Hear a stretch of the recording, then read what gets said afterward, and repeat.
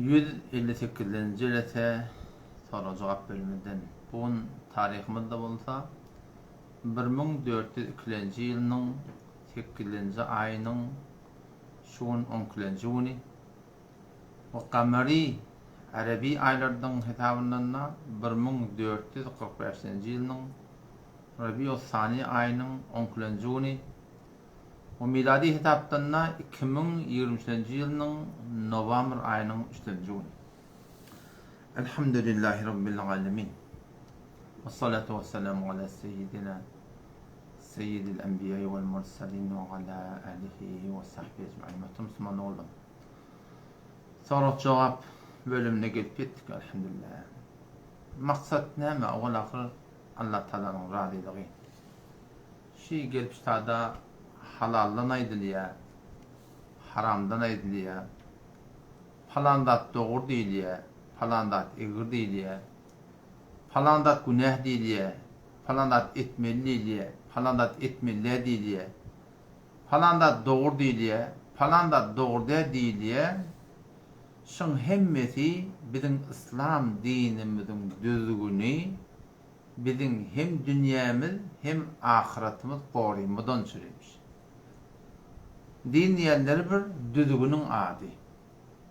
Elin jahanna dinsiz adam ýok.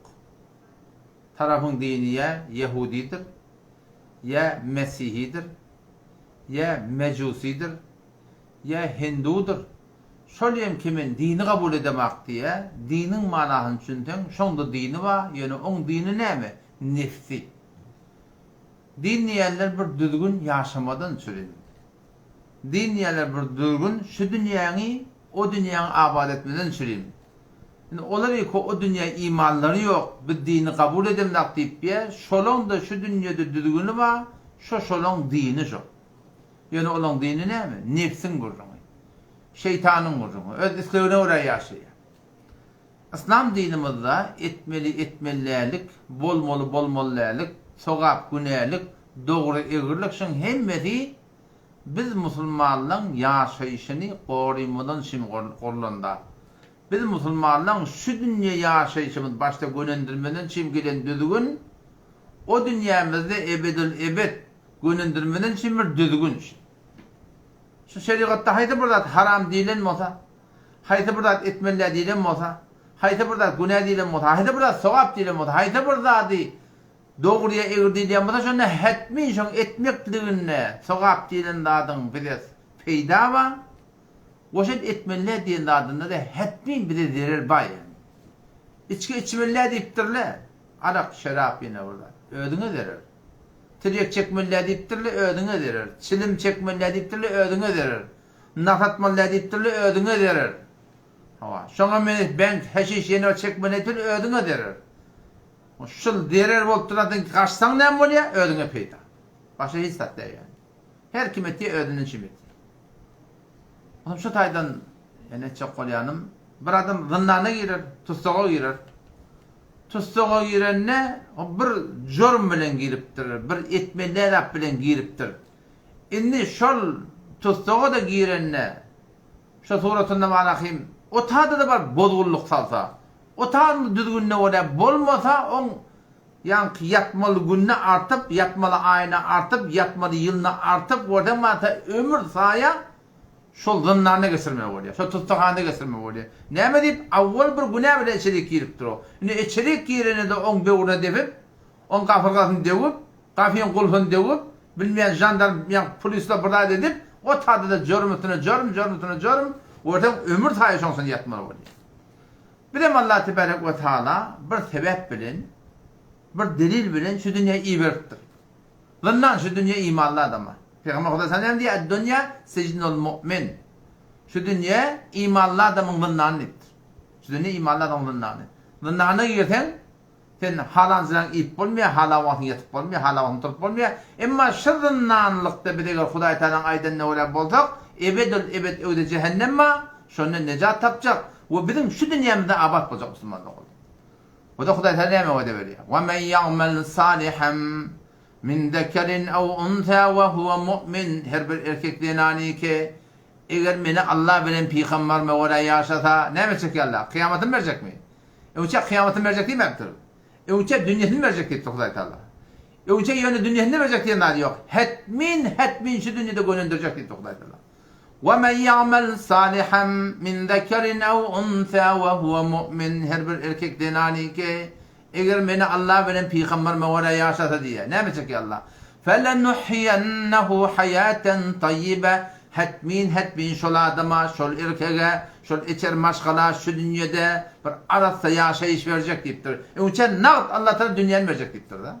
O dünyanın näme? وَلَنَزِّيَنَّهُمْ أَجْرَهُمْ بِأَحْسَنِ مَا كَانُوا يَعْمَلُونَ o dünyanın hetmin eden işlerin inkavutlarına behterin sevaplar, padaşları Hudaý Taala verecek deyiptir Müslümanlar. Adam şu taydan dine şiforun düşünecek bana. Etmelilik bizim öl peydamı. Doğru da ehmeti var. Doğru da kefe galiyat, gurruna galiyat. Emma öl peydamı. Yani vat senin yan şey düğünü bir yerden orttu. Ne mi diye o da? Dostumun denanatı bilen diye araqatnaşık bağladım diye. Dostumun denanatına diye aşık oldum diye. Dostumun denanatına diye gevulmerdim diye. Hudaý hakikaten barmallar attıra barıp cinsi gatnaşyga barmalla erik barıp durur. Otam ol dosa aňlapdyrmaly. Denanatyndan aňlapdyr, bolup beşinden aňlapdyr bir zady. Dosa näme diýipdir? Ýani hak heleýin inni çyn äri, çyn adamda näme diýipdir? Heleýini ýüzlene akanam, eger sen şol men dosum bilen araň ba bolsa, sen üç talak diýipdir şoňa. Nime näje dogurlamaly?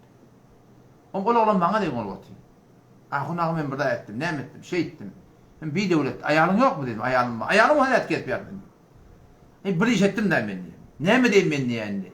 Näme diýdim men? O maňa da etdi diye, o ayağına da etdi diye. Ayağına aýdypdyr şeýle. Eger sen men dostum bilen ara gatnaşyň ba bolsa, sen üç talak diýipdir. Indi diýe dostum diye men şoň ayağını bilen ara gatnaşyň balam bilen ak diye da, bilen ak diye. Men dostuma aýdaýmmy, aýtmaýmmy? Aydem mi aytmayım. Ben dedim, saatla bilenle mahtatlaştım. O öyle dostunun adını, dinahını ediptir, fehşa ediptir, tehlikelerde barıptır. Şimdi ola bir güne, bir haram, bir bergi ki tövbe etmesi için de şundan alınacak. O dünya hitabcı degane. Bu adamsına, dostuna da hetmin aytmalı diye. Ne mi deyip? Şun buna bir haram ediptir. O tarafta dostunun havari yok. Aksinin katnaşık vardı ayağının. O denantaka açıklığa diyor. Ömür saydına dikecek diyen. Ömür saydına dikecek diyen. Onda da işte şey mehrem diye, namehrem diye, sen dostun, sen heleyim elleşmeliler, sen dostun, sen heleyim bilen bir yüz ve yüz olmalılar, sen dostun, sen heleyim bilen marakın kulak kısım avudallah, kepleşmeliler, sen dostun falan etmeliler, mehrem, namehrem vardı da kimden şey Müslüman da oldu? Bizi qorayım buradan söyleyeyim. Hem bizi qorayım söyleyeyim. Yani korona geldi oraya. Ne kadar qoruydular, Talamlaşmaları ütgetdiler. Hava, tepleri ütgetdiler. Hem de atır ütgetdiler. Näme? Biz göre görmän duranda atma, şondan korktular. Şu göre görmän duranda Allah Celle Celaluhu alem cehennem kudretini öňüne koýupdy.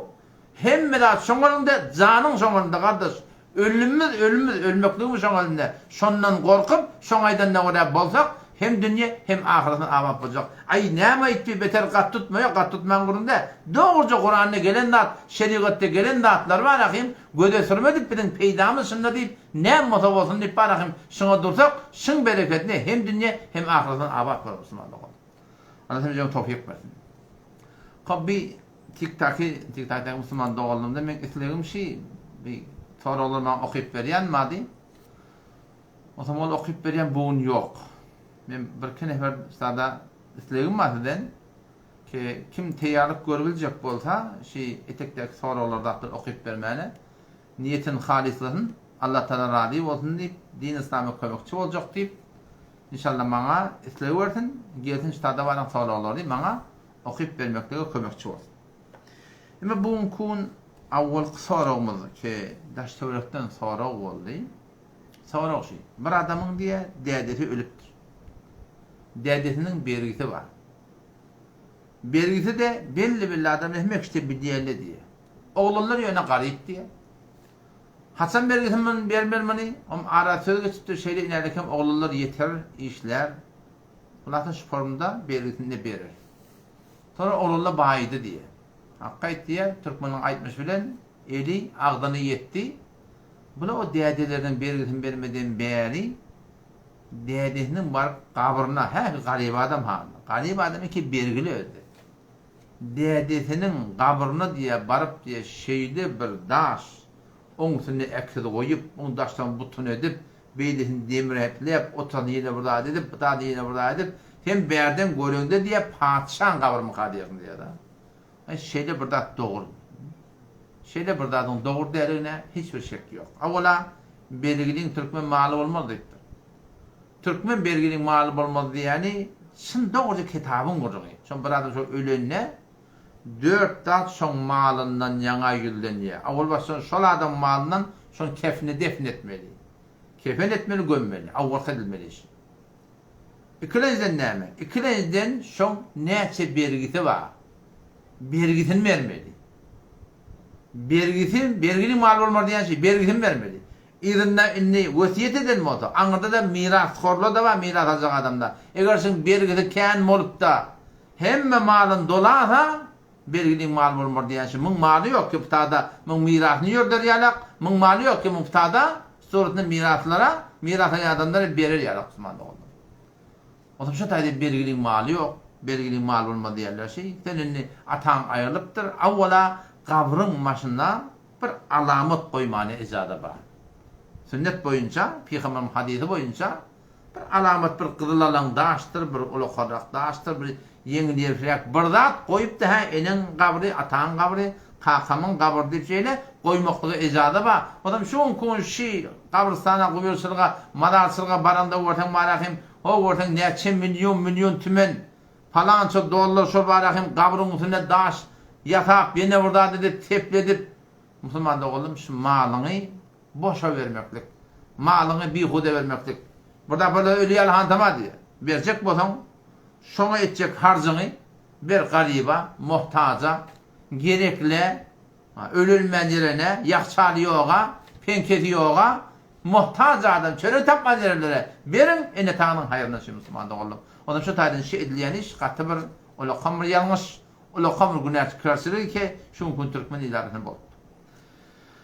Yine şey, öyle TikTok'taki Müslüman da oğlumun takazam şey, sizin haydi birliğinin gelip şey sorular bana okuyup verebilecek olsa, birden birinin gelin inşallah Teala.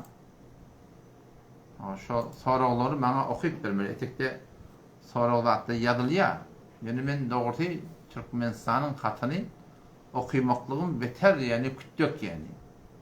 Onun için birden birine geliyorsanız o birden birinin suratında gelip şu ödün koketmek gerek ya da ödün koketmek gerek ya dinle setinge tevodiya şu etekte katlarını okuyup verseniz Allah razı olsun hikmetin inşallah Huda Teala ecrini verir inşallah.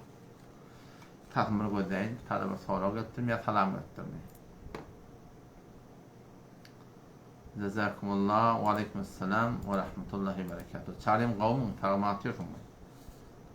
Cezakumullah. TikTok'umuzdan Adem Gül Saka olacaktı da. Hatları okuyup vermeyenler bir göreydi. Haydi birinin gelip yanmatamız. Şada gelin bana kömekçi olun. Allah ecrini versin. O gelip kömekçi olayan oğlan o cahil işçayını evvel edip zat edip suratına hak edebilmedi yani. Gelebilmedi doğrusu. Hop. Yeni bir soru var. Türkmen İran'ın Türkmenlerin tarafından da Türkmenistan'ın baştaki daşar yurttaki Türkmenlerin tarafından da hikaye almakın hakkında beterken sonra olabiliyor. Almanya icadı var mı, icadı yok mu, ne yapılmalı, ne ecir almalı. YouTube'da da şu an papkatı puşatı vardır. Gurunlar koyulandır. O şatörünün aparatta da var, Telegram'da da var, Instagram'da da var. Bunun hakkında gurun belgili yani ben bir netika da edecek koyulaşlarda.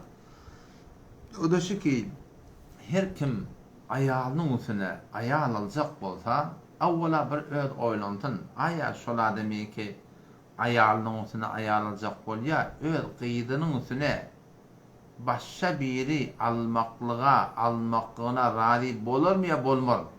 Şu bir gurrun. Şeriat icade verdir. Kabul. Şeriat yöne vacid-i şerayet. Düdgünü bağ adam. Elinden gelen adama icade verdir. Şu suratında var. İkinci ayar almakla var. Şeriat şol doğru düdgünün bolmasa, doğru malı bolmasa, ayağın taklap bilecek yağdayı bolmasa, şeriat şu bir tane ayalda icade veren daha yok. Şu bir ayal almaklık da şoňa ulaqamy günah geçirken. Indi ikinci ayal almaly bolsa, menden düzgünlerin hakyny gurun açak bolamak. Şu papkany bar puşan kulak assaňyz köp gurunuşan aýdynlygy, ýönüme açak bolýan bolsa, imanyň ma, wejdanyň ma şeriatyny icade beripdir. Emma sen bonmany bir erkek, oglum ma, gyýdyň ma? Sen şu gyýdyň, gelin edipdirdiň, şu gyýdyň üstüne başga bir sen köreköniň ayal edip almaklyga sen razymy ya narda? İmanın doğru iman olsa men razı diýerdiň. Ýöne bir şerti bar diýerdiň. Doğru iman olsa. Doğru imanın olsa şeriat aýdym bolsa men icade berýän diýerdiň. Emma sen şunu da aýt ki şol gyýdyň apdandan bir däne aýal gelmeli bolsa, şol gelen aýal bilen sen gyýdyňy, sen körekeniň ne yaparym saklamaklygy islerdiň. Aýna şu suratynda ikisini destin saklap biljek bolsaň, imanyň wejdanyň ortaga goýup şu suratında Müslüman da olunma rahim. Yani ikinci ayal almaklığı biz alade değil. Yok, öz gıydığına da kadın hudaya saklasın deyip köyle kömeğin kurşup kafından barmağını kafiyinden getirmeni ulu kon düşman olacak olan sen onun neyini imanında vurulma buraya saklamaklıkta.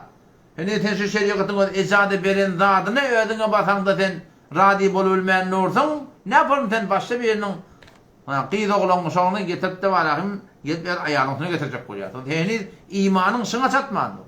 Eğer imanın şuna çatyan mı olsa pedonuna aynı şol öz qıydın üstüne körekönin bir qıydı getirmeli olsa, bir dinanan getirmeli olsa, halı dul olsun, halı qıyı olsun, şu ikisini ne yaparım dettin saklamaklığı sen yüren üsleyen olsa, anzıtmasızlıkta, imede, içmede, giymede, minmede, her bir zatta aynı şu suratına saklap bilecek bolsan, onu sen ikinci ayar Müslüman da oldum.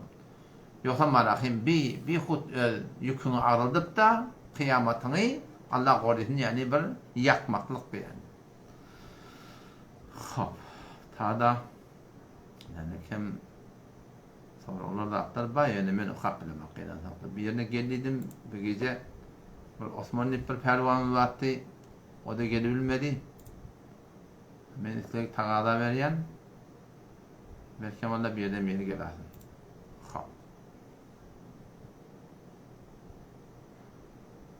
Bir gerekçe arada bana kömekçi olmana. Sonra onları şöyle okuyup vermeli. Mınkı Instagram'ı kelam kay. Instagram'ı üstüne vatanda beli çıkamatı oluyor. Yaman kozuru da der. Tamam.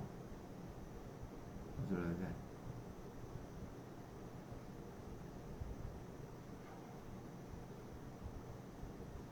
Arayni. Hop. Tadım oraydı. Sonra ovami. Tadım Müslüman doğum gün gelecek oluyor. Bu görevli. Gelebiliyor yani.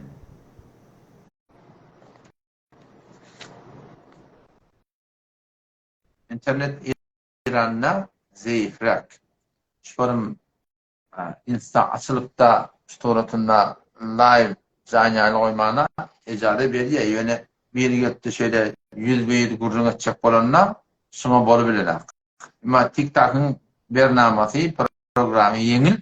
O storatında Barahim biri hatta gelip de ses verenler gelecek olsa beter yengil hiçbir kıyınçılık yok zaten. Ama Ahmet 92 Müslümandan gelecek olsan gel bana kömekçi olmadan süreyim. Kaptaldan gelmeli. Şol yazılyan hatları okap vermeli. Tadı Müslüman doğumunu gelebilmedi. Tadı bu yine bir soru var.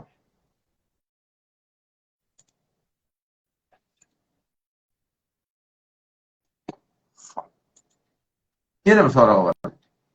Türkmen ilarında sadakalarda saçak getiriyorlar. Saçak getirip doğrada postuktur, katlamadır, şoňa menes yağlıktır, könöktür, balaktır. Heme harç götürýärler. O toýçulukda edilen atla bulatsa, ýöne bir maslahat. Eger şuny men aýtýanym edilse, köp toýlar hem ýeňil boljak. Köp toý etýän adama kömek boljak.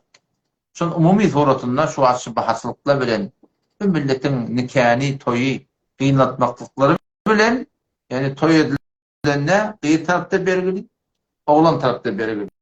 Ortada da ol täze ölüneni bergili. İki tarafın eşer maşgalasy bergili. Ýa-ni gelinimiz gapdan adamız var, olu da bergili. Näme diýelim Osmanda bolan? Şi etýän harzymyň ýerine, şu berdäki öz itlegimizi alyp baranmadyň ýerine, öz göwünden çykaran alyp baran ýerine, şoň ýerine şol toý etjek adamy bir jaňlastak bilýän saňa näme gerek? Näme gerek? Şoň bir gerekli adyny biz alyp bersek beter boljak. Kirejden ne? Ýok, gelip gerekli adyny alyp bermekdige ýagdaý ýok. Şol gatlama, şol postuga, şol çörege, şol ýalyga, şol könege etjek harjymyzy şoň ýerine barahym şol toý etjek adamy biz pul bersek bilýän. Her bir mudariki bolsa, 5 bolsa 5 bolsun, 10 bolsa 15 bolsun, 100 bolsa 100 bolsun, 50 bolsa 50 bolsun. Şo benne pullun meter, hem de meter pula ihtiýaçy bar. Atı pula ihtiýaçy. O zaman inşallah taala eger toýlamyzda da atlamyzda şeýle bir düdügüni ortaga takbar inşallah taala. Beter toý etýän adama da gaty bir kömek boljak inşallah. Ya Allah'ım asaletden diktattan bugun adam gelmesi bana kömekçi olmana kıyım oldu. Ama yılda beter kavulacak değil. İçerik girip Allah kuvat veriyen sen yöne şey gelip bir kömekçi olan adam olekta. Öyle kömek gerekir kaptanla dine sesi geliyor bana suratında geldiğinde beter kavulacak bir yerden bir yerine. Katlatı diye yakınım ben orada okuyayım bile bak.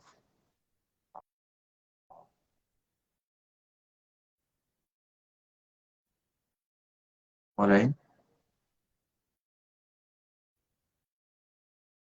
Yok.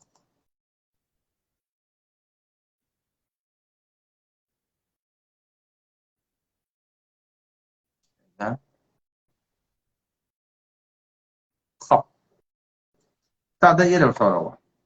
Bir Hudaýyň bendesi ölüpdir. Ölenine de berili bolupdyr.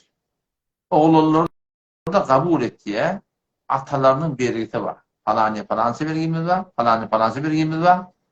O zaman oglan uşaklary berilmeýän geçdiýe. 1 ýyl, 2 ýyl, 5 ýyl müňtinden bir zaman geçipdir. Sonra oglan uşaklar bardy bolupdyr, indi atalarynyň bergisini berjek. Görsem atasy ölmäke biriniň ýerini alypdyr. Pulun berjek diýip. Oglan uşaklar men mirat edipdirler, emma ol atalarynyň bergisini bermäpdirler. İşte orasında atalarına köp bergili bolugly, mundan zaman geçigili, wagt geçigili, işte orasında barahym bergini berilmeň etdi. Endi bergin berjek de näçe 10 ýyl, 15 ýyl geçipdir. Yerin kıymatı o wagt tamana $1000 bolsa, endi $10.000 bolugly. Yerin kıymatı şo 100 milyon bolsa, endi 500 milyon bolugly. Sonra şondy. Aýa şowunyň kıymatyny bermeli. Ya şowunyň kıymatyny. Şoňa ulamalar oturuşdylar. Gurrun etdiler, şunýada udak goşupda gaty bir derer gelýän halatynda bir intistlaryň gurrunda udak goşupdyr, falança näçe barabar bolupdyr. Näçe barabar bolupdyr. Eger sen algyň bolsa dikkat, eger sen algyň hamana 100den 31 bahaslyk üstüne gelen bolsa. Başda 100den 33. 3den bir kıymat kalan bolsa. Hamana sen diýerler, bir maşina alypdyrdyň. Hamana 30 000 alaýdy. 30 milyon bolsun, $30.000 bolsun, 30'da sen marahym bir maşina alypdyr. Bermäpdirin, haýda bir soratynda indi näçe boldy? 30'ň boldy 100 bolupdyr. Näme? Ol 3den bir bahalamaklyk adyrym bilýän 3 etden geçip.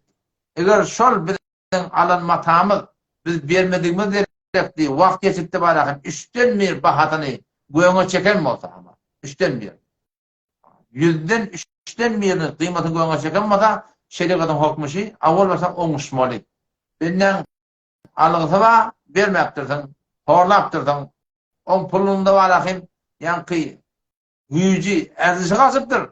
Ne etmeli? Oňuşmaly. Oňuşmaýan. Oňuşmasa şol bergi eden bunu. Amana 30 000 dolar diýildi. Bu pul marakin 30'da 100 000 dolar var. Şol ki satan radiye satlananlar. Şol 30 000 dolara şol gün ne miqdar qırıl düşüyor? 5 000 dolar, 7 000 dolar, 10 000 dolar fark etmiyor. Şol gün ne miqdar qırıl düşüyor? Şol miqdar qırılın kıymeti geçen qırıl kıymeti kalığınla şol miqdar şol adamdan şonun pul almaklığa hakkı var. Şimdi pulünde mi diyorlar? Avval başına oňuşmaly, entecek üstüne kalmakın üstüne gurunda da bir adacık üstüne gelmekin üstüne de yok. Şol 100'den 33 da goýan atdyk, kıymet bahalatdyr. Toklyň hamana kıymeti avval hamana 100 bolýan bolsa, indi barakim o kalıptır barakim suratynda 1 milyon diýdi. 300 000 tüýen bolýan bolsa, indi var 1 milyona bardyr. Misal bolýan.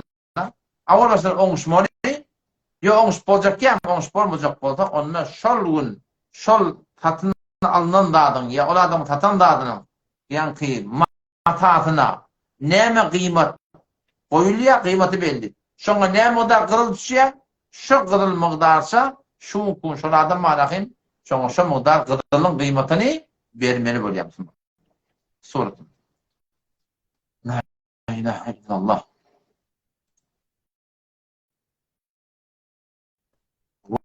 Bun tik-takymda da bir arıqçılık geldi bolmadı. Birden gelermi kariyen. Yöne el sap yerden. Allah kuvat veriyor. Birden getirilmiştik. Kömekçi o zaman beter kavulacaktı ya. Yani kene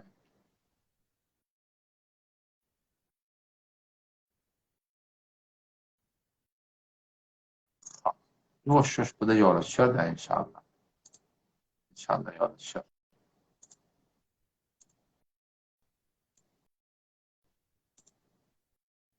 Orayı gelebildiğin adam bolsa gelir bolmasa bolduğunu var inşallah eve gider. Sonra bolýarsa jeli hem dowam eder, bolmady baraky çok eder. Hop. Tadı yine bir soru Müslüman dowam ýatypdyrmy göreli.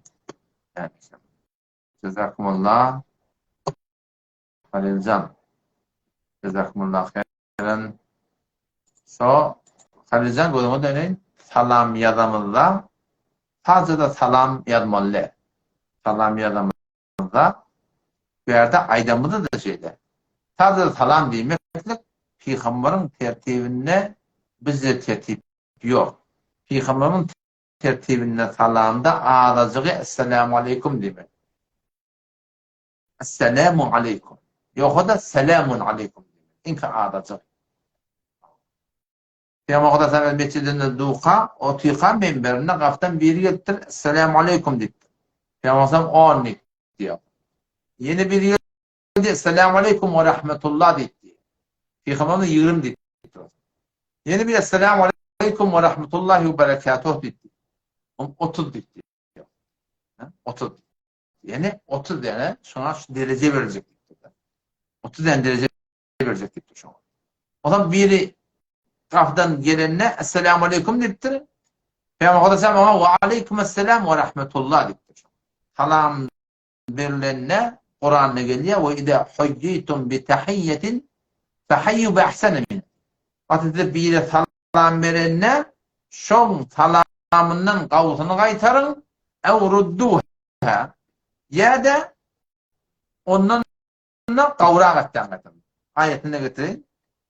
Hujjitum tahiyye. Yani kim geldi? Nisa surasının 86. ayetinde Allah Tebarek ve Teala Kur'an'da salam vermeyen tertibini öğretir. Ve izâ hujjitum bi tahiyyetin fehayyu bi ahsene minha. Size bir salam vereyim hava, şondan kavrağa ettiğin öğrenittir. Esselamu Aleyküm dedi mi? Ya selamun Aleyküm dedi mi? Tecana adından ve Aleykümselam ve Rahmetullah demedi. Kavvadı ve vuracak bu adam. Evrudduha ya şon aydanına etmelidir. Bir tane Esselamu Aleyküm diye de şon ve Aleykümselam diye. Ağzından. Kavacak olan ve Aleykümselam ve Rahmetullah diye. Bir adam ağırdan gelse Esselamu Aleyküm ve Rahmetullah deydi. İnanırken 86. ayet Sure-i Nisa'da bir adam ağırdan Esselamu Aleyküm ve Rahmetullah deyse şondan gavrak cevap verecek olsak ve Aleykümesselam ve Rahmetullahi ve Berekatuhu demeli. Ağzından ağzına ve Aleykümesselam ve Rahmetullah demeli. Şondan ağlatmalı. Bir ağırdan Esselamu Aleyküm ve Rahmetullahi ve Berekatuhu deyip aytsa onun hakkında iki tane kavul gördüm yani racih kavuşu. Şuna ve Aleykümesselam ve Rahmetullahi ve Berekatuhu deyip aytmeli. Ondan ağırda ve mağfiretuhu ve ridauhu deyip aytmeli. Onları aytmeli. Ola sünnette yoktur. Bazen hadise getir yani sünnet değil Müslümanlık olur. Çünkü sünnet ve hadise fark etti. Her bir hadis sünnet değil. Şu tarzda Peygamberimiz aleyküm bi sünneti. Ben sünnetime gayimdirim diye. Ben hadisime gayimdir diye aydanlar diyor. Bunun çağırmayın. O da şu tarzda bir de salam yadamızda, salam veremizde ağzından ağız selamun aleyküm demeli. Ya esselamu aleyküm demeli. Bazen böyle yanlış yerler esselamun aleyküm diye. Yanlış. Arabi tarzdan dengelmiyor. Esselamun aleyküm yanlış. Esselamu aleyküm demeli. Selamun aleyküm demeli. Selamun neyin ayıbı yok. Ama esselamu aleyküm demeli. Selamun doğru değil. O da şu tarzdan biri esselamu aleyküm deyse ardından ve aleyküm esselam demeli. Kavra ve aleyküm esselam ve rahmetullah demeli. Bir esselamu aleyküm ve rahmetullah deyse ardından ad ve aleyküm esselam ve rahmetullah demeli. Kavra geçecek olan ve aleyküm esselam ve rahmetullahi ve berekatuhu demeli. Bir ardından esselamu aleyküm ve rahmetullahi ve berekatuhu deyse bir rivayetlerden ve aleyke demeklik de var. Yani doğrusu ne ama bir ardından kamil salam verse ve aleyküm esselam ve rahmetullahi ve berekatuhu deyip aytmalı. O suratında salam digeçlerde tökönüyor. Bundan anırda bir ayratayım bir ve mağfiretu falan o da artık Müslüman doğan sünnet değil. Hop, bu da salamın vurun ortaya geldi.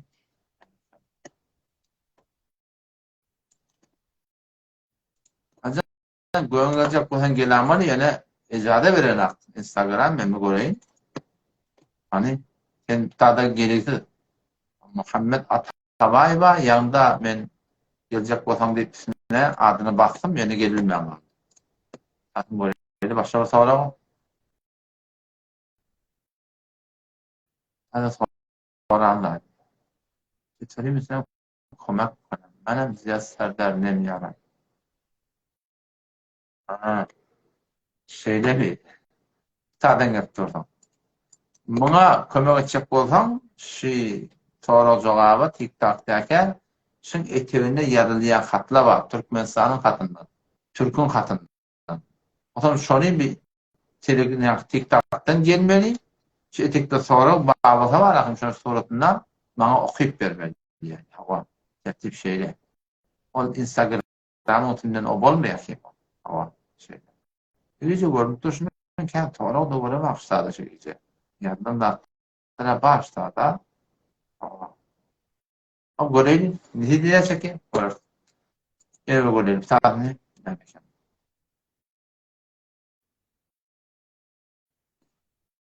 Tada Müslüman doğumunun soru şey. Yazı bir verdiler. Tada Instagram'dan ki ayet Kur'an'na şeyde bir ayet, şeyde bir hüküm var mı ki Yahudiler, Mesihiler, kafirler Müslüman bolmasa öldürüp boluyor diyen gurum var mı? Böyle bir zat yok. Kur'an, inerken ben Kur'an'la bağlat korkut verildi. Yazamadım. Yani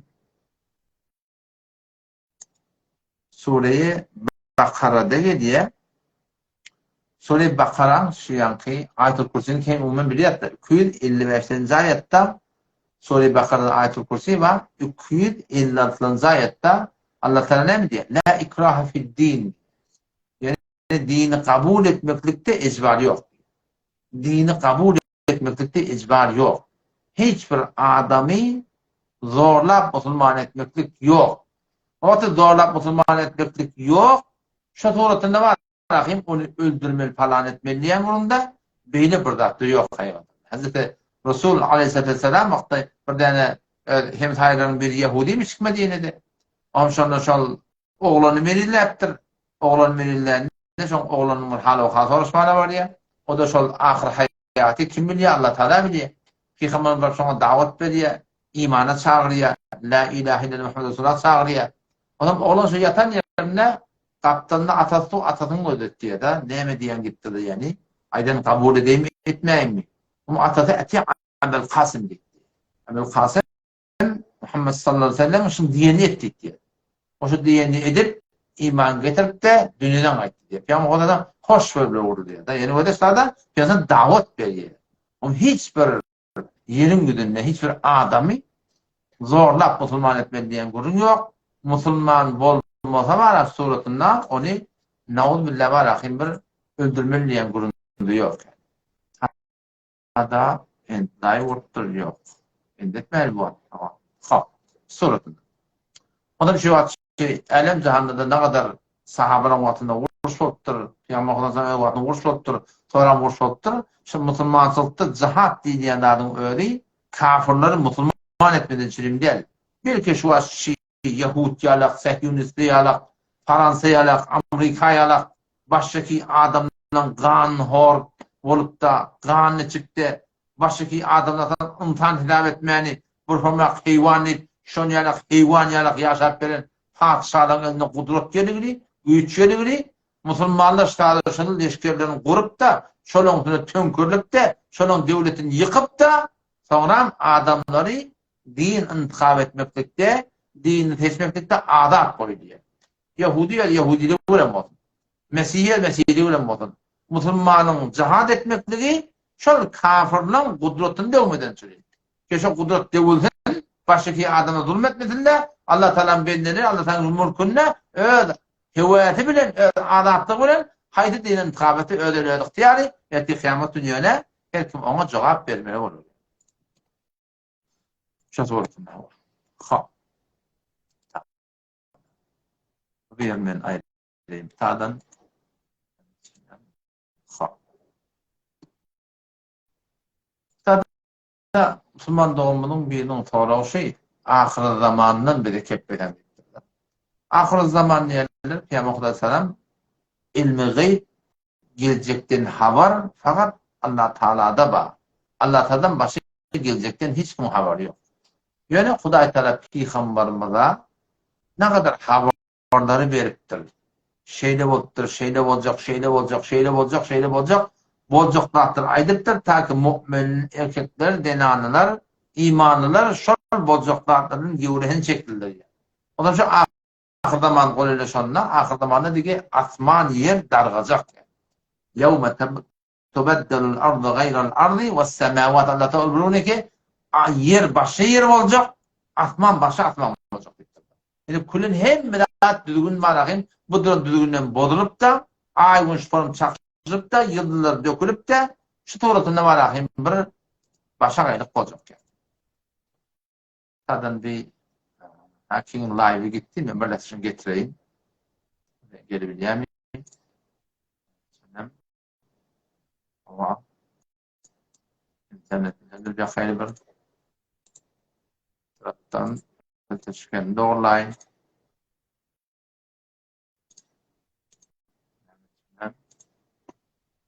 Böyle TikTok'un gelebileceğim. Hop. Bismillah. Bismillah. Hop. Başladım şimdi. Şu tadı marahim yani ahir zamanla Hazreti Mehdi gelecek radıyallahu anh. Hazreti İsa Aleyhisselam asmanından gelecek. Deccal bir insan yekögöz şu hatta diri bir yerde tutulur saklanan şoförüm çıkacak. Oşan köp yaraları İran'ın İsfahan'daki Yahudiler bolacak. O yerin yüzünde köp fesat edecek.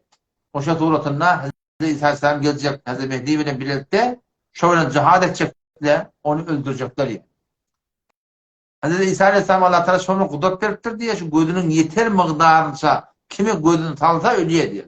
Deccal var şu suratında öldürülüye ama o zaman şimdi ok bilindir ya neyde bilindir haydi burada yardım olsana öldürülüye o şu suratında yerin yüzü bir amatçılık kolye dağıt kolye o taptan toram Yecüc mevcut bir millet dörüye Türk milletine ecitmeye ihtiyarlı o şu suratında var olan onu adam durulmaya İsa Aleyhisselam'dan dua edip Huda taraftan birden bela verip yerin külle marahim şolardan toram ayrı küçük. Oşa torasında bir amadansılık bolup toram gavadan ölüp şu torasında marahim bir Şam taraftan bir yerleşecek. Oşa yerleşenine imanlı adamdan korkuklanan şanlı bir yere kura çıkıp da tamam imanlı adamdan ayrılacaklar. Yerin güdünne tamam teleka adamdan alacaklar. Oşa teleka adamdan üstüne Allah Teala korusun kıyamet kopacak. Bu uzak kurun elbette Instagram'da, Telegram'da muhakkak awal kurun berlendi. Ben beter bir yeni yer rahat ettim doğrusu. Başka soruğa var eli.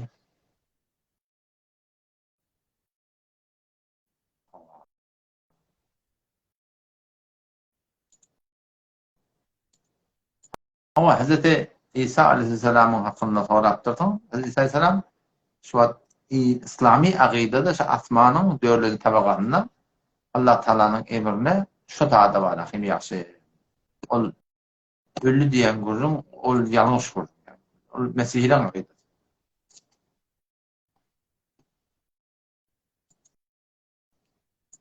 Tada Müslüman doğumunun soruğu ki fezai mecazide internetin üstünden ya hakikide yaşap yandaşlarımızda ne kadar Sehyonistlerin tarafı tutuyorlar. Yahudilerin tarafı tutuyorlar. O zaman şöyle bile ne formda ketleşmeli, oturuşmalı, turuşmalı, ne form katnaşmalı, ne form şöyle bile bir dolanışmalıdır. Şöyle Sehyonistlerin tarafını tutuyan adam ya kafir. Kullun marahim İslam'ı kabul edene, Kur'an'ı kabul edene, din İslam'a düşmandır. Ya orada Müslüman da olsa, orada marahim cahil, ilmi yok, bilmi yok, ne yapalım ne bu Kureyşperestlerden burada eşittir. Yeni burada eşittir. Orada marahim şolan aralarında doğru sayılabilmeyeni şu suretinde marahim bir bolur bolmazlar yatıp kesip geldi diye. O şu taydan eğer taraf kafir olsa kafir insaniyetine sahip. Kafir dini yok. Dini o da İslam'ın Huday Teala'nın yanında dinle. Onu insaniyetine karşı davet etmeli. Ketem öyle ödüne basmalı. Ötkin önce ödüne basıp ötmede kereke basıptır da. Yani mana şu vakti kumuştebede yaşap ya. Sen kümette yaşap ya. Sen askabatta yaşap ya. O böyle yaşap ya. Şu yaşap veren yurdumudun kaptanına bir deriye var. O anırda Yahudileri köp öldürttürler. Köp öldürttürler. Şondan belli bir sanlı bir taymur bir kasıp kaytıyarlar. Geliyorlar birin yani denizimizin, deryamızın içine taymur veren o lokan parçasını yazıp koyupturlar. Şeyle bizim siz Almanya'yla da arkadaş formanakın bizim milletimizi dargattılar. Siz bizim umidimizi dargatmayın. Bizi tebil alın deyip de şu doğrudan bizim gelip Kümüştepe'mde olarak karşı aldık. Aşkabat'ımda karşı aldık. Tehran'da karşı aldık. Kaybolara yaşamaklığa cay verip yine burada dedim. Böyle yoş bizim malakın belli yer tatacak adamından yer alıp cahilleşip edettin tüfen, tank, tuğ, uçcan yine burada getirip de toramda doppel. Bizim yurdumuzdan, obamızdan 170 yaşın bizim basıvantalar şol adamdan iki kafir kıyameti cennet cehenneme anlam yok. Şolar insaniyetini çağırmalı. Ay insaniyet sana kabul etti yani. Geçen bir yerine penah veriptirdin. O gelip bu konuşulmalar. Senin günün obadan çıkacak. Ola bilen şansını kurdun. Geçen şu okumalar bölümün galiba 70 yıl evvel olurlar. 1948 yılda Mebek'ten vurulsun. Hırvati zaman dünyada yokmuş diyor. Şondan beri kafir Yahudiyle, Sehyonist'e şeydip barahim. Alem dünyanın her yerinden, her künzünden Yahudiler çağırıp buna serzemini mev'ud bilin vade verilen mekanımız zayıfmışı deyip şu doğrultusunda kan döküp yerler kafirleri insaniyetine çağırmalı ki. İnsaniyetten sen bolup geçtiler. Ondan sonra Müslümanla vatakop Müslüman mutaşı doğrultusunda bir tücülük bilen, delil bilen, burhan bilen, kavluk bilen düşündürülmeli. Bunlar ne kadarla var düşünen hakkında tabi değil mi? Düşünmeyenle de var. Düşünmeyenler hakkında sana ait bilmeyen mi?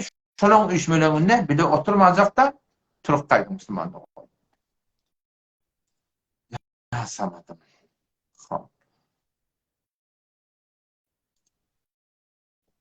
Sen ben sizlere vereyim.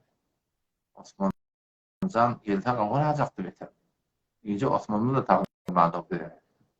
Sapır göreydi. Gelince adam olsa. Hap. Tadı sonra var mı göreydi? Kendim. Tadı Müslüman doğumunun sonra o şey Hazreti Ömer radıyallahu anh vatandan İran'a leşker çek geldi. O suratında vuruşuyarlar. Cizye deyip bir daha azaldı. Maliyat diyen yalak. Şu hakkında bir açıklama versen deyip de de Müslümançılıkta bir Müslümanlığın vazifesi şu yerin yüzünde elen cihan himmeti Huday Teala'nın hükmüne göre, dinine göre, dine İslam şeriatı yürümekliğinden çürüyüm, bizim malahim kafirle bilen vuruşmaklığa vazifemiz var. Ve katiluhum hatta la tekune fitne. Kafirle bilen vuruşmaklık ki yerin yüzünde hiçbir insanlara doğru etiyen tapılmasın. İnsanlara doğru etiyen tanıp şu basmırlap Yahudi'yle kıyalak, Mesih'iyle kıyalak kan dökken tapılmayansa bizim Huday Teala ve katiluhum hatta la tekune fitne ve yekune dinu kulluhu lillah yerin yüzü hem de Huday Teala'nın bendelerinin elinin aşağını yaşamak için şuna için bir de vuruşmaklık bir de borç. Adam İran'a gittiler, Rum'a gittiler, her bariyar sahabana, adam uçaşları imana davet veriyor. İmana. Müslüman olun. Müslüman olun deme. Aynı bir diyalog diye. Aynı bir de sen o diyalog hiç farkında yok diyorlar. Ya biz Müslüman olacak ya diye cezye ver diyorlar. Maliyat. Maliyat diyorlar da arızıkta tamamına $100,000'dan bana $1 yani bir arızıkta diyorlar. $1,000'dan $1 arızıkta. Bir arızıkta diye koyanlar. Şu arızıkta aliyallah ne bilin şimdi aliyallah o da dünya malın kazanmadan süreyim değil.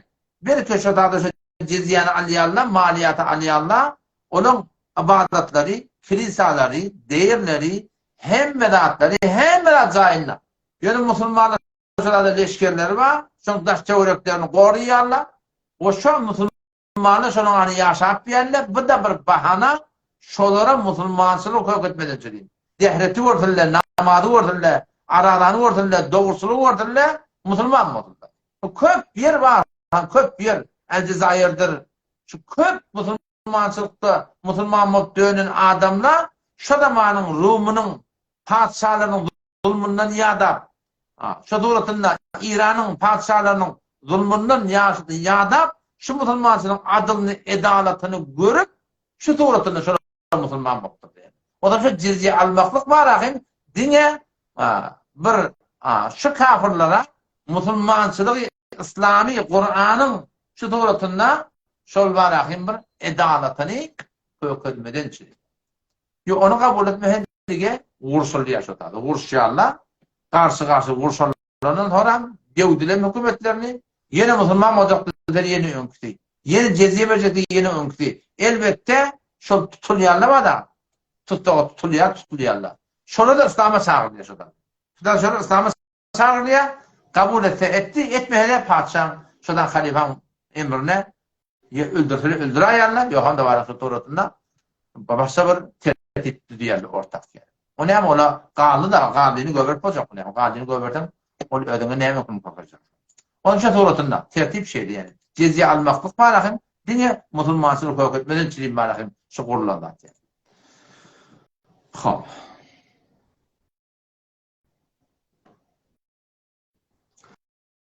Tadı Müslüman doğumlu da kavda ediptir da Filistin'in hakkında deyiptir de Türkmenler şu Türkmenlerden çıkartalar yine 100 yılın Türkmenler öyle yurdunu altarlar zulüm oluyor deyiptir. O zulüm olmuyor da belirce bir uğram.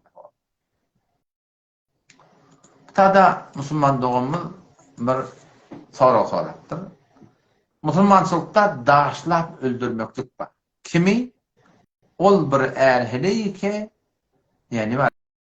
Durmuşa çıkıptır, öğleniptir. Öğlenmedik cavan olun, öğlenmedik yani baktı çıkmadık, gıyır, naudu billah, zina etse o da ona dine 100 tane kamçı oluyor yani. 100 tane kamçı. O da yine hemen türlü bir zina etti demek de 4 nefer şunu görmeli. 4 nefer de ne yaparım görmeli? Bağıştan şeriatın ayetlerine çok koyuyor. Sürmedanı biliyor, sürmedanı. Şu sürmedanı Türmen içine bakıp çağrışınca ya çünçağı var ya şunu yanıp görmeli. Şu açın hiç kimde şoförün bolanda at yok. Yani İslam'ın da ağrıyı takkaptır bendiler diye. Onun için doğrusunda o de. Daşlap öldürmeklik yankı ölenmedik yigidinki de. Gelin olmadık kıydınki de. Ha, ölenen yigidinki gelin bilen kıydınki. Şon daşlap öldürmeklik. Sonra şu Kur'an'na bağlı. Kur'an'na yok. Kur'an'na ayetler var. Kur'an'da ayetler var. Nefsen ayet var. Kur'an'da ne form ayet var? Kur'an'da ulemana 3 form ayet var. 3 form ayet. Mesela Kur'an'da ayet var. Şöyle şey okuyuluptu. Hükmü de var diye. Şimdi biliyor musun? Kur'an'da ayet var şu an okuluya öyle. Hükmü de cainna. Aman dehret yalak, arada yalak, zekat yalak, üçür yalak. Yine Kur'an'da ayet var. Okunuya öyle. Yani hükmü yok yani. Ne mi yana Kuday Teala Kur'an'da?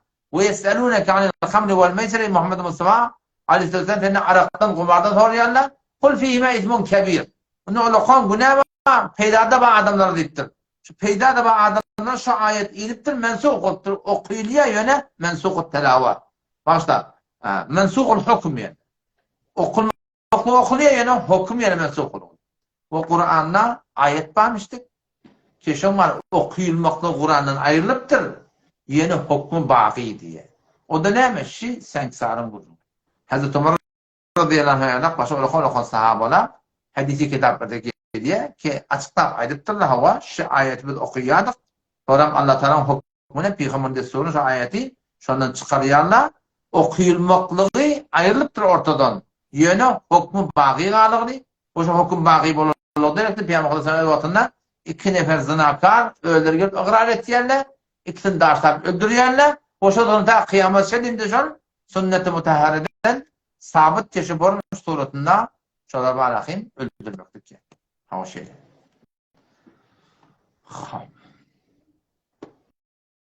Bunu cevap verdim. Ahir zamanın bulunduğunda cevap verdim. Bu da şeyler oldu. Men yanımda hava başka bir duran soruq yok hava. Başka bir duran soruq yok. Tada da TikTok'ta da şeyle soruq da bolsa men onu okuyup bilemek doğru. Yani kim? Hava.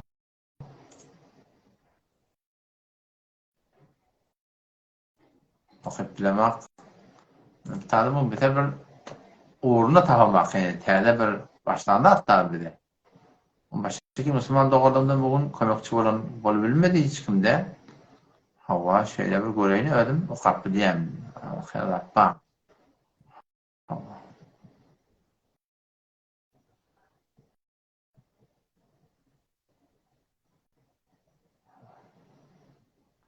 Nurağa lokore gittir.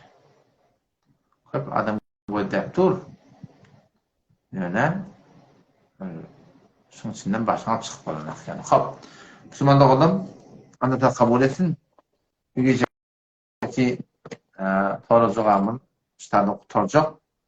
Men yanında başka bir soru ben de orada yazmadım. Çünkü bir köpten kitabın bir yeri kömekçi oldu Torozoga'yı biterken bunu Rabbim Allah'a kabul etsin.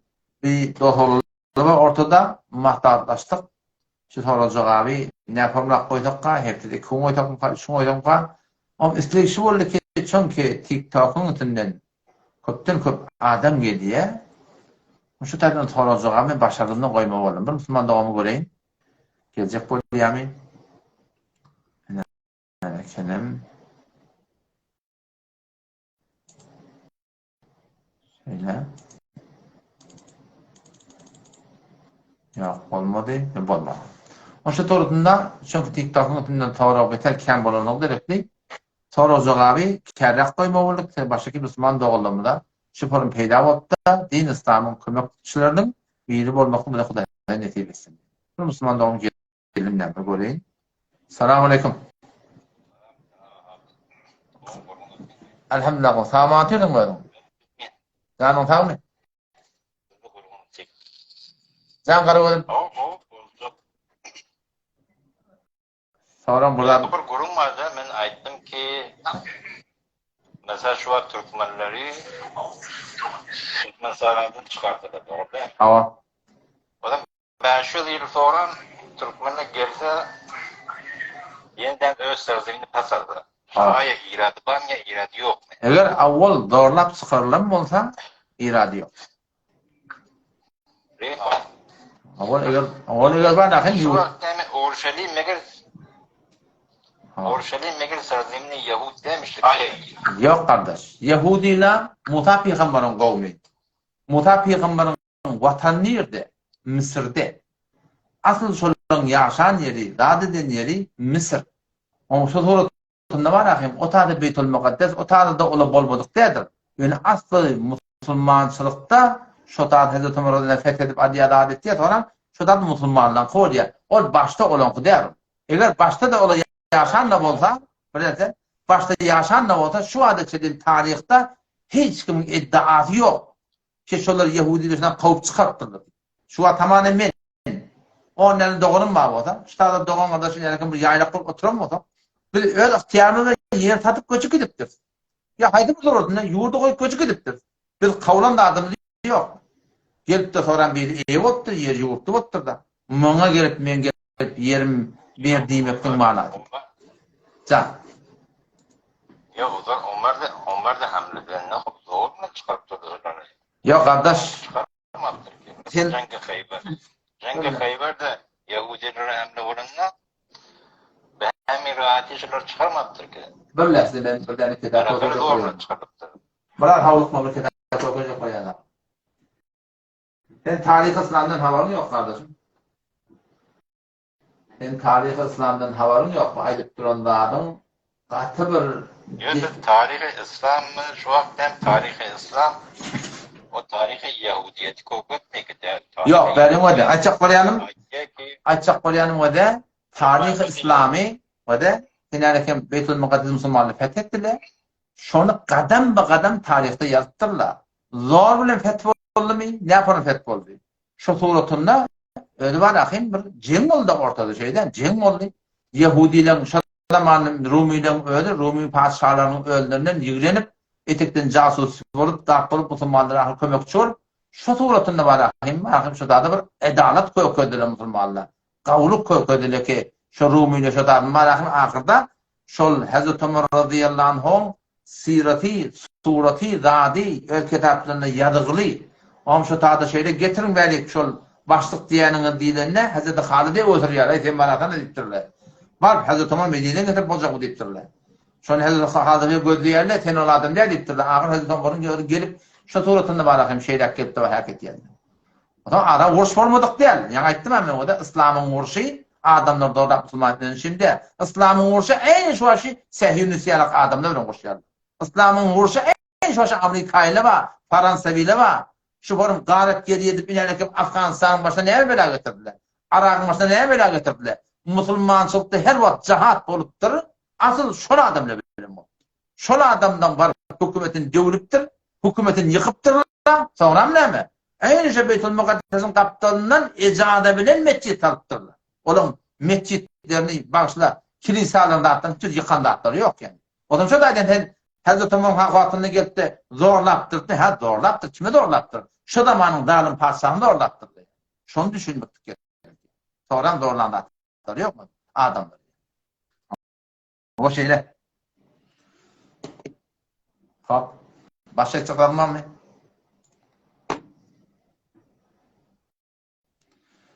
Hop. Tada. Böyle.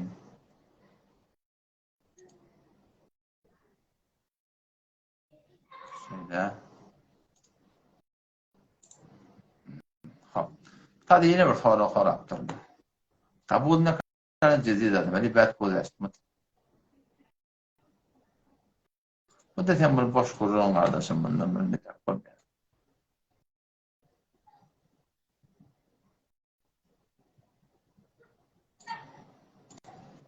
Yer kurvadı Müslüman da oldum. Yani kurcun bir yalan Müslümanlar. Müslümançılıkta vuruş, cihat, hiç vakitte adamları zorlap Müslüman etmeni düşünüldü. Müslümançılıkta cihat, vuruş, yerin güdünne zalimden zalim padişahlar var. Şu zalimden zalim padişahlar adamlara zulmet diyenler. Eyni şu Hindistan kurun. Eyni Afganistan'dan kurun. Halalan çekeşver oldu. Memleketinden 18 memleket bol. Bir memleketin dökülüp 20 millet kan döktüler. Afganistan da Irak'tan emun köküdüler. O da Müslümançılıkta vuruş. Atıl şu zalim padişahlar bilen oluyor. Zalim padişahın hükümeti devliye, hükümetin kudretini yıkılıyor. Ondan sonra adamlar adat koyarlar. Her kim öyle halan yoluna gidiyor. Şun ters düşünmeliler. Hazreti Ömer İran'ı hamle ediptir hava. Hamle edillik hak. Neyse hamle ediptirler. Şu zamanın zalim padişahları adamdan kanunu sorup yok barak suratında belaları başına getirttirdi. Eğer bilecek vatan var, cahiliyete karnı bizden Seyyid Kutb'un yadan kitabı vardı okuy, şu lap barakımızın kav tesviri çekiptir. Şu zamanında neymi varmıştır, bu zamanında neymi varmıştır. Neymişim var Müslümanın suratında, şuna karşı tutturdu. Şu zatları, şun hakkında almun bolmani, mu hakkında ketlemekte katı yanlış yani. Tada Müslüman doğum yeni bir soraktır. Hazreti Mehdi radıyallahu anh hakkında bir akidamız. Hazreti Mehdi radıyallahu anh gelecekte dünyaya gelecek adam. Şu turatında adi Muhammed olacak. Aleyhisselatü vesselam adı olacak. Enihinin adi Amine olacak. Dedehinin adı Abdullah olacak. Şu turatında Mekke'de, Medine'de bir atli, avrayli, fiilaglı adam olacak. Ve şunu Medine'de başlık koyacak oluyor Allah. Başlıklıktan bilar menni yani padişah olmadı beyadette bir makam mensebin yetecek oluyorlar. Beyli bir zaten bilar menni şu turda Mekke'ye kaçıp ya makam mensepten kaçıp o zaman Mekke'ye gelende Mekke'den 4 tane kulağı var. Son birinin Rukn-i Yemani, Rukn-i Araki, Rukn-i atları var. Şu Rukn-i Yemani gelinde asmanına ses gelip hada imamukumul Mehdi sizin hidayetinizin imamı şunu da düşündüğüm şu da Mehdi'li belli olup adamlar beyet edip Şam'dan beyden şeyden beyet edip şaduratında sonra Hazreti İsa asmanından gelip bilette Deccal bilen koşup şaduratına var. Ola kamr alamasılık olacak. Dua edin yani bir şoğulları görmeye oraydı yani. Çünkü hadise geliyor Hazreti Mehdi radıyallahu anh reşkerine 10 kimin nefer olacaklar. Vuruşacaklar kafirler bilen şonna 4000 nefer şondan şehit olacak diye. 10 kimin neferden 4000 nefer de idine kaçacak diye. Evlat tavını çekecek Allah deyiptir. O 4000 nefer de şonun bereketine, şonun üstüne çıkıp da piruz olacaklar diye. Onun için de dua etmeli ki Huda Teala rahim bedi şoğulları yani etmesin yani. Daha da bir golleri başta sonra olsa yine de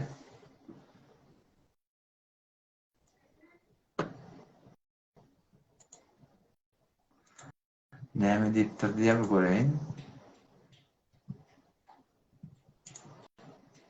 Daha da bir bu dönemin bir yeri rivayet yani şekilde ki İran ile şu Müslüman Araplara cizye şu intik maliyat vermeyecek olup Müslüman mutturla rivayet geldi diye. Daha sonra da diye bir de şu arka Müslüman muttur.